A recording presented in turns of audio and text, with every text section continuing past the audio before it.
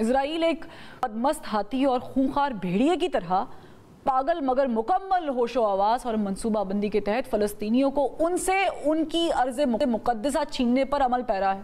आज अरब नफूस की इस दुनिया में 0.2% यहूदी इतने ही बासर और असर रसूख के हामिल हैं कि दुनिया में उनके सामने ये जो हर्फ इनकार है इसकी जुर्रत नहीं है। इसराइल का जहां दिल चाहता है, जहां इनका जी चाहता है, बमबारी करके बर्बादी फेर देते हैं ये।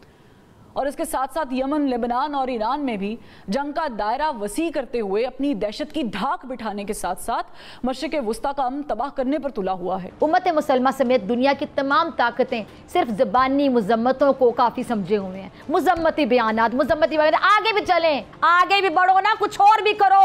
मशरिक़ वुस्ता जंग के दहाने पर खड़ा है। नमस्कार दोस्तों, जय हिंद। तो दोस्तों, जैसा कि आपने इंट्रो में देखा कि इजराइल ने लेबनान में क्या हमला किया है, न भिखमंगों की चीखें निकल पड़ी हैं। अब देखो, मासूम लोग कहीं भी मारे जाएं, चाहे वो गाजा में मारे जाएं, चाहे इजराइल के अंदर मारे जाएं या फिर लेबनान में, हर जगह गलत है भाई। मासूम लोगों को नहीं मारना चाहिए और इसको जितना ज़्यादा कंडेम हो वो करना चाहिए। लेकिन जब पहली बार हमास ने इजराइल के ऊपर हमला किया था, वीडियो सामने आई थी, मासूम बच्चों को मारा, मासूम लोगों को मारा, लेकिन उस बारे में इन भिखमंगों का एक शब्द भी नहीं निकला। और क्या निकला था, इन लोगों ने मज़े लिए थे, इन लोगों ने सेलिब्रेट किया था उस चीज़ को।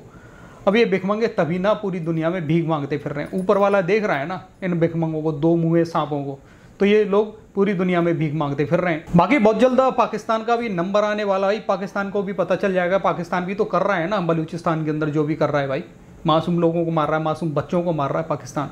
बाकी चलते हैं इस वीडियो की तरफ, लेकिन उससे पहले अगर आपको ये वीडियो पसंद आए तो लाइक करना, चैनल को अभी तक आपने सब्सक्राइब नहीं किया तो प्लीज़ चैनल को सब्सक्राइब जरूर कर लेना। नाज़रीन, जंग की जो आग है वो खुशियाँ, सुख, चैन, ख्वाब सब कुछ जलाकर आंखें बंजर कर देती है। दूसरी जंग अजीम में भी कभी ना मरने वाले अलमियों ने जन्म लिया। 4 से 5 करोड़ जिंदगियाँ इस जंग की भेंट चढ़ी। और उस जंग में जहाँ हर रोज़ कोई ना कोई अलमिया जन्म लेता था, ये भी कहा गया कि जर्मन डिक्टेटर हिटलर ने यहूदियों की नस्ल कुशी की।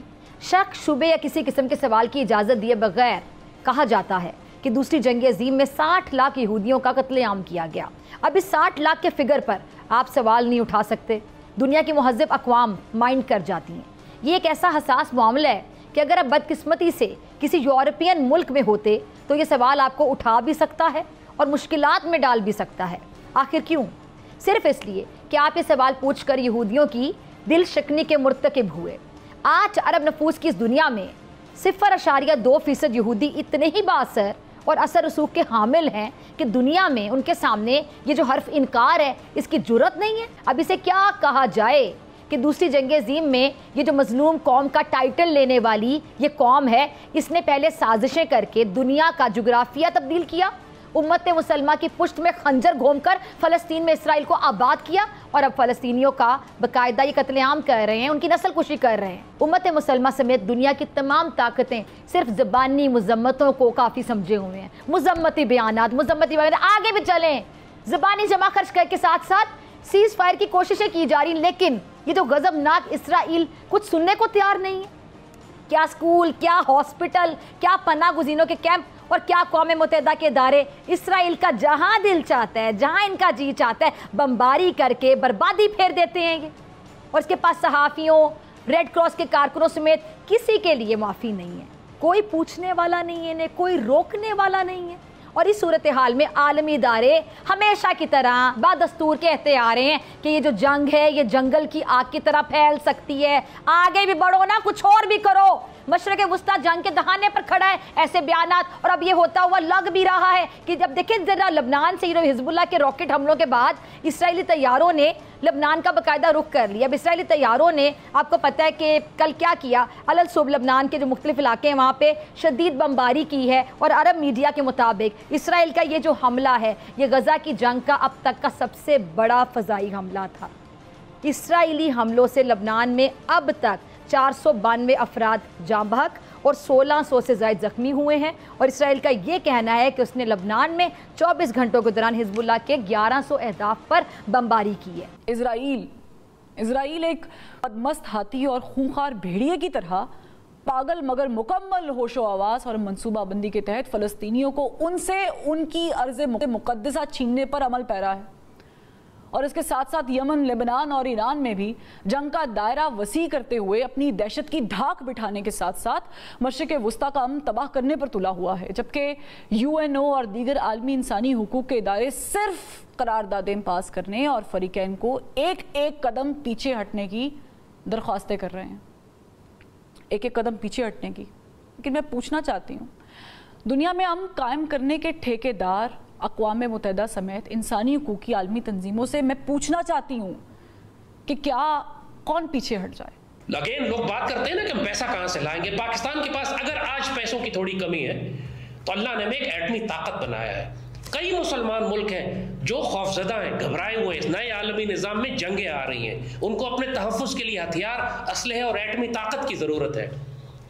ये है वो स्ट्रॉन्ग डिप्लोमेसी जो हम करेंगे, मुसलमान मुल्कों के साथ डिफेंस अलायंसेस बनाए, पाकिस्तान उनको न्यूक्लियर अम्ब्रेला प्रोवाइड करे, पाकिस्तान मुसलमान मुल्कों से कहे कि तुम पर अगर हमला होता है तुम्हारी हिफाजत पाकिस्तान करेगा। दुनिया की कोई ताकत हमें नहीं रोक सकती इन एग्रीमेंट्स को साइन करने से। आप इसराइल के दिफा करने के लिए अमेरिका जब अपना पूरा बहरी बेड़ा ला के खड़ा कर सकता है, तो हम मक्का मदीना की हिफाजत के लिए, तुर्की की हिफाजत के लिए, मुसलमान मुल्कों की हिफाजत के लिए अपनी एटमी ताकत क्यों नहीं डिप्लॉय कर सकते? और वो तमाम मुसलमान ममालिक जो अमीर हैं, दौलतमंद हैं, बड़े शौक से वो पाकिस्तान का पूरा खर्चा उठा लेंगे इस गारंटी पे कि पाकिस्तान उनकी एटमी हिफाजत करेगा। पाकिस्तान अपने एटमी हथियार उनको फरोख्त भी कर सकता है। हमने कोई एनपीटी साइन नहीं किया हुआ, nuclear proliferation non proliferation treaty या CTBT comprehensive test ban treaty. हम जो चाहे न्यूक्लियर वेपन एक्सपोर्ट कर सकते हैं। भारत अपने एटमी मिसाइल ब्राह्मोस एक्सपोर्ट कर रहा है, हम अपने तमाम लॉन्ग रेंज मिसाइल एक्सपोर्ट कर सकते हैं। कोई ताकत हमें दुनिया की न्यूक्लियर वॉरहेड्स एक्सपोर्ट करने से नहीं रोक सकती।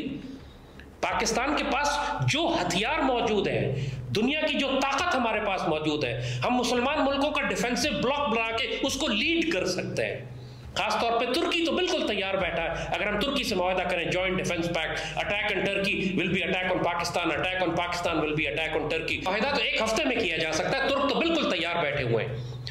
जब अमेरिका अपने एटमी हथियार पूरी दुनिया में डिप्लॉय कर सकता है, तो पाकिस्तान अपने एटमी हथियार तुर्की में क्यों नहीं डिप्लॉय कर सकता? दुनिया की, जैसे कहा, कोई ताकत हमें रोक नहीं सकती ये करने से।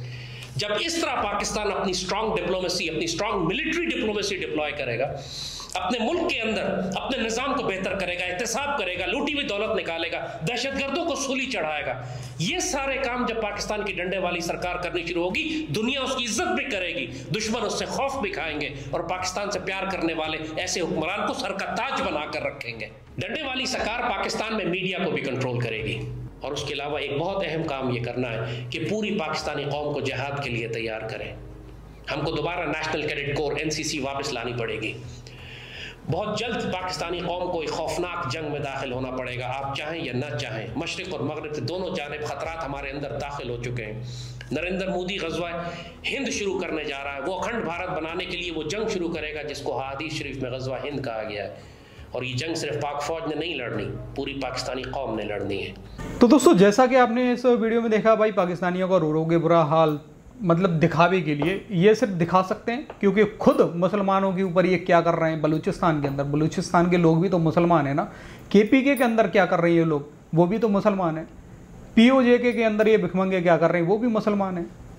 उनको तो मासूम लोगों को मार रहे हैं ये भिखमंगे। लेकिन जहाँ दूसरी तरफ गाजा में मतलब पहले हमास ने हमला किया, उस बारे में भिखमंगे एक शब्द नहीं बोले। इन लोगों ने सेलिब्रेट ही किया था उल्टा, हमास ने जो भी हमला किया था।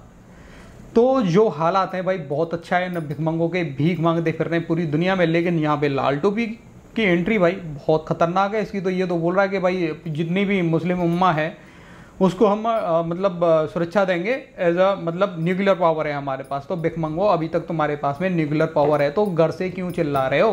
कुछ करो फिर, हो दम तो। दम ही नहीं है ना, कुएं के मेढक है भाई। सिर्फ उनको कुएं के अंदर ही पूरा संसार दिखाई देता है। इनको ये पता नहीं है कि दुनिया बहुत बड़ी है। बाकी दोस्तों, आपका क्या कहना है? अपनी राय कमेंट में ज़रूर देना। वीडियो पसंद आई तो लाइक कर देना। फिर मिलते किसी नेक्स्ट वीडियो में, तब तक के लिए जय हिंद, जय भारत।